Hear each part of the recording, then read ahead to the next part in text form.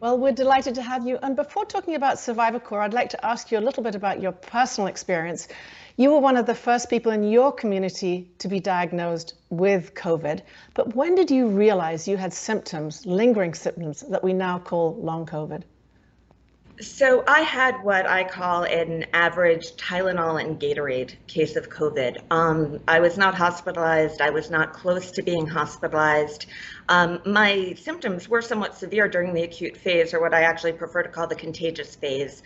I had what I assume was encephalitis. I was hallucinating, a sleep disorder, not fatigue, but actually tremendous insomnia. The list goes on. I had a pulmonary infection. I could go on, but I actually felt quite better after I came out of isolation. The GI issues were still really bad, and I was still getting continued headaches and deep inner ear pain. But I felt much better, and it wasn't until several months later. I had COVID in the beginning of March. The first doctor I saw wasn't until August, when I had a symptomatic relapse. And so what we are seeing is that there are really two buckets of people who have long COVID. I would actually suggest three. One are the people who are sick from day one. They are on day 520 of having a fever, of having every one of these symptoms, who are completely debilitated. There's another group for which the pattern is more recrudescent, more relapsing and remitting, and that's what I had.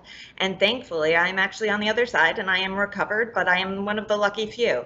And the third group is the ones who don't know yet that what damage the virus has done to them. For example, my son had a very average case, and he's 11 when he had COVID, and I never would have called him a long hauler. And 9 months later, one of his front adult teeth fell out unprompted with no blood loss from vascular damage from COVID.